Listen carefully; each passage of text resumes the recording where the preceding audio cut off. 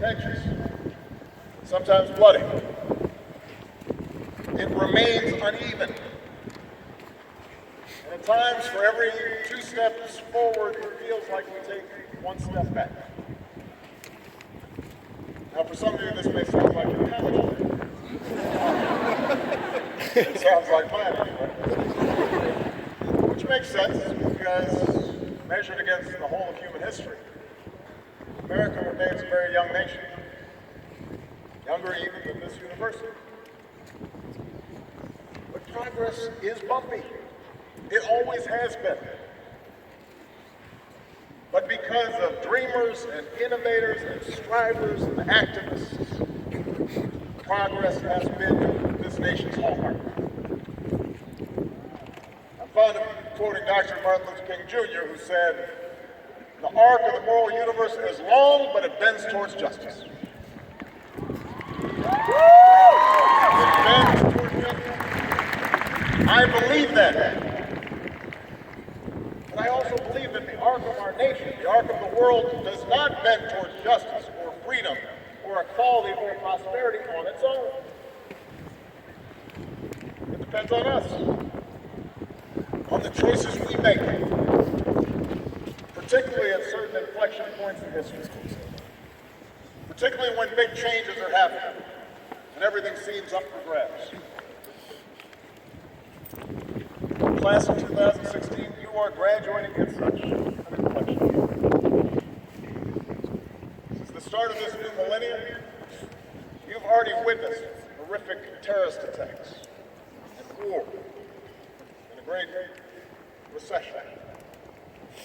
You've seen economic and technological and cultural shifts that are profoundly altering how we work and how we communicate, how we live, how we form families. The pace of change is not subsiding. It is accelerating.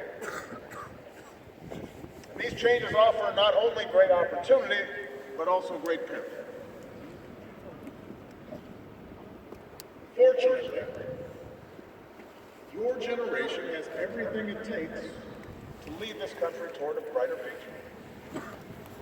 I'm confident that you can make the right choices away from fear and division and paralysis and toward cooperation and innovation and hope. Yeah!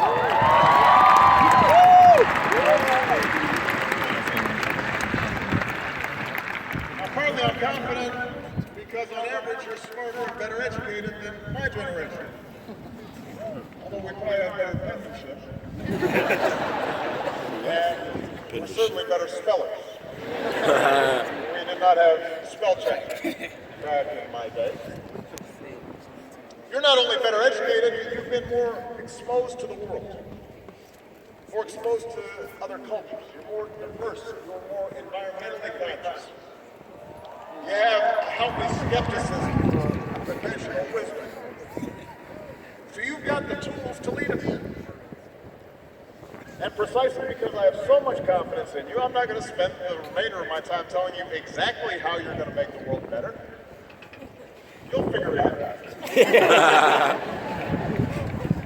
You'll look at things with fresh eyes, unencumbered by the biases, blind spots, and inertia, the general crankiness of your parents and grandparents and old heads like me.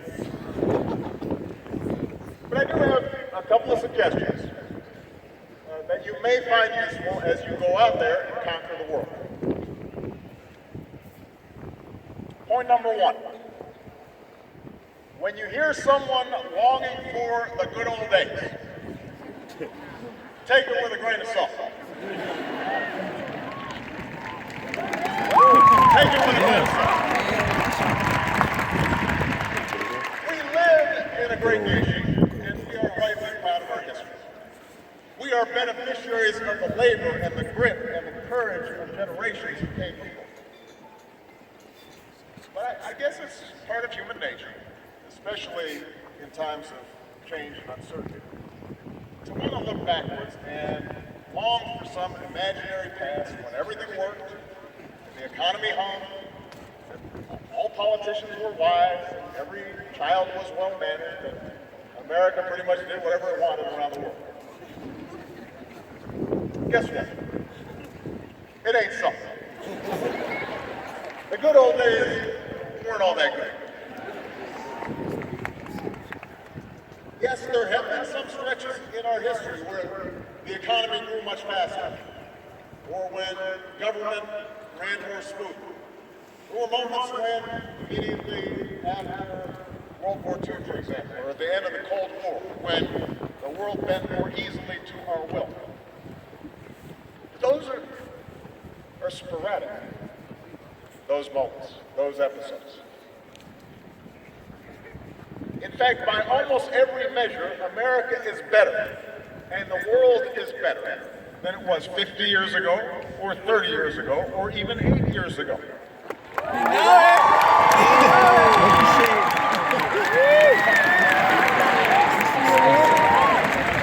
by the way, I'm not set aside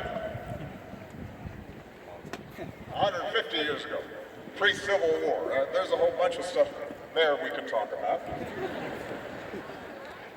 Set aside life in the 50s, when women and people of color were systematically excluded from big chunks of American life. Since I graduated in 1983, which isn't that long ago. I'm just saying. Since I graduated, crime rates, teenage pregnancy, the share of Americans living in poverty, they're all down. The share of Americans with college educations have gone way up. Our life expectancy has as well. Blacks and Latinos have risen up the ranks in business and politics. More women are in the workforce. They're earning more money. It's time to pass laws to make sure that women are getting the same pay for the same work as men.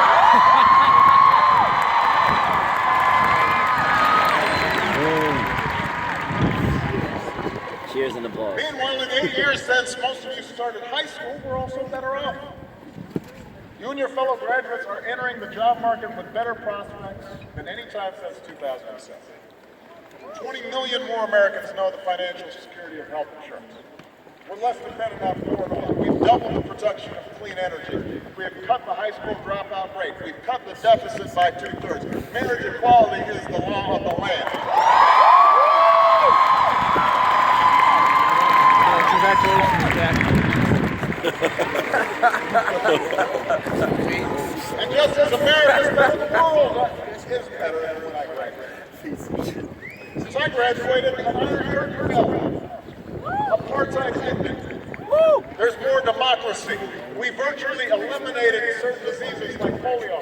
We've cut extreme poverty drastically. We've cut infant mortality by an enormous amount. Now, I say all these things not to make you complacent.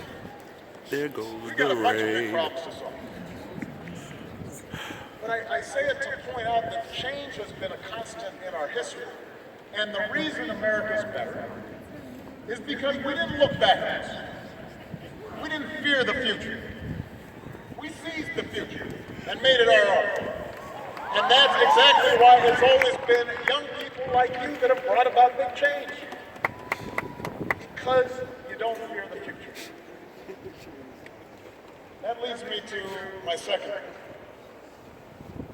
The world is more interconnected than ever before. And it's becoming more connected every day. Building walls won't change it. No!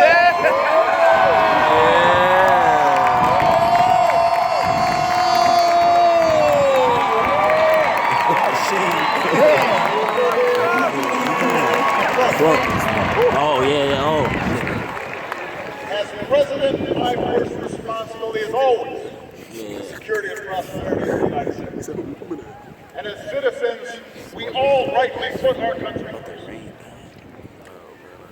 But if the past 2 decades have taught us anything, it's that the biggest challenges we face cannot be solved in isolation.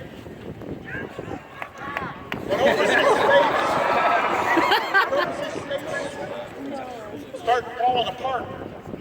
They become breeding grounds